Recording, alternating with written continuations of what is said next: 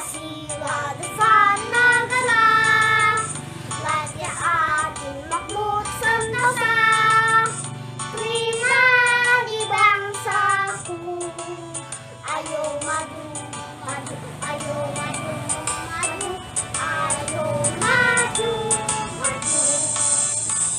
Ridho Pancasila, akulah pendukungmu.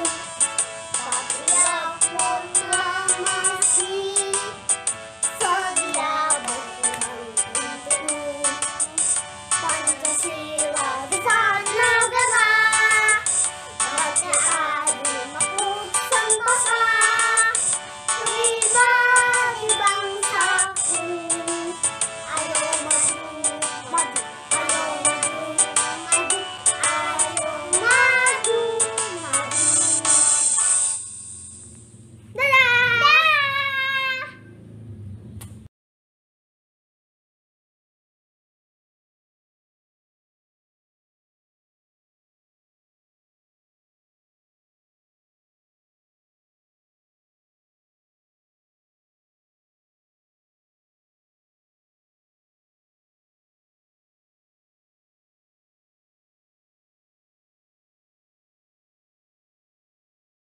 Tahu nggak?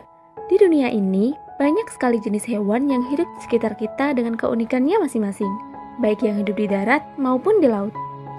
Sebagai makhluk hidup, hewan mengalami perkembangbiakan. Setiap hewan berkembang biak dengan cara yang berbeda-beda. Apa saja itu? Sebelumnya, sobat pelajar tahu nggak apa itu berkembang biak? Berkembang biak adalah proses di mana makhluk hidup bertambah banyak supaya nantinya spesies yang sepertinya tidak akan punah. Berdasarkan cara berkembang biaknya, hewan dibagi menjadi 3 macam, yaitu ovipar, vivipar, dan ovovivipar. Mari kita ulas satu persatu. Yang pertama, hewan ovipar. Hewan ovipar adalah hewan yang berkembang biak dengan cara bertelur. Ciri-ciri hewan ini yaitu mereka tidak memiliki telinga dan tidak menyusui. Contoh dari hewan ovipar yaitu ayam, ikan, burung, kura-kura, dan lain-lain. Yang kedua, hewan vivipar. Hewan vivipar adalah hewan yang berkembang biak dengan cara beranak atau melahirkan anaknya. Ciri-ciri dari hewan ini yaitu mereka memiliki daun telinga dan biasanya termasuk jenis hewan mamalia atau hewan yang menyusui anaknya. Contoh dari hewan vivipar yaitu sapi, kambing, kucing, jerapah, singa, dan lain-lain. Dan yang ketiga, hewan ovovivipar. Hewan ovovivipar adalah hewan yang berkembang biak dengan cara bertelur dan beranak. Jadi sobat pelajar, hewan jenis ini bertelur di dalam tubuhnya dan kemudian telur tersebut akan menetas sebelum keluar dari tubuh induknya. Contoh dari hewan ovovivipar yaitu ikan hiu, ikan pari, platypus, dan lain-lain. Demikian penjelasan macam-macam pengelompokan hewan berdasarkan cara berkembang biaknya. Setelah mengetahui ketiga macam pengelompokan hewan ini, sobat pelajar harus bisa membedakan mana jenis hewan ovipar, vivipar, dan ovovivipar ya.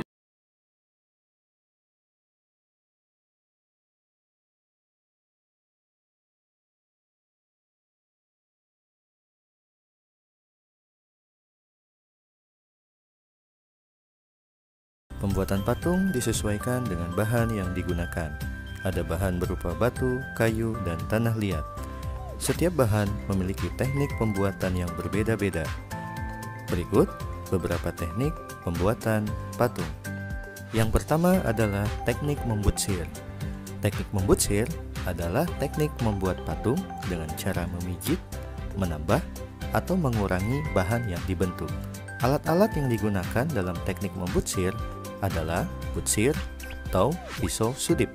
Bahan-bahannya yang biasa digunakan dalam teknik membutsir adalah tanah liat dan plastisin.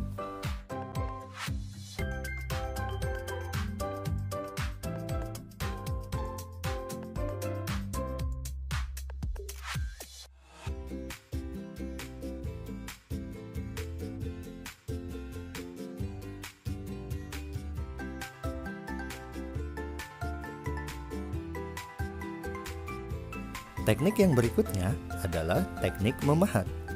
Teknik memahat adalah teknik mengurangi bahan dengan cara dipahat pada bahan yang digunakan. Alat-alat yang digunakan dalam teknik memahat adalah pahat dan palu.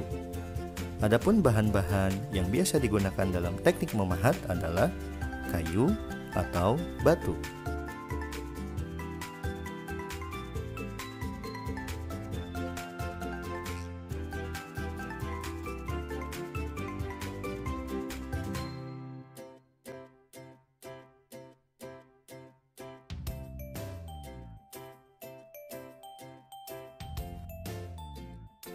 Teknik yang ketiga dalam pembuatan patung adalah teknik mencetak.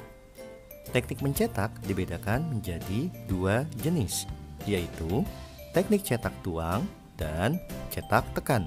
Pembuatan patung dengan teknik mencetak biasanya menggunakan cetak tuang.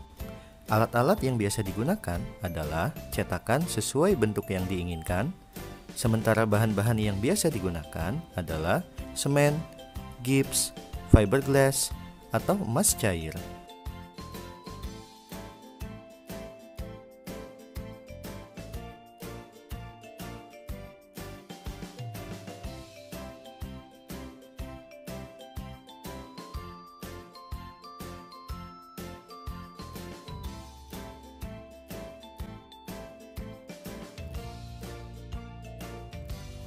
Teknik yang terakhir adalah teknik konstruksi. Teknik konstruksi digunakan dengan cara menyusun atau membangun bahan. Cara menyusunnya dapat dilakukan dengan membuat kerangka terlebih dahulu, lalu direkatkan dengan lem. Adapun alat-alat yang digunakan adalah rangka bangunan atau meja putar. Bahan-bahan yang biasa digunakan adalah tanah liat, plastisin, semen, atau gips.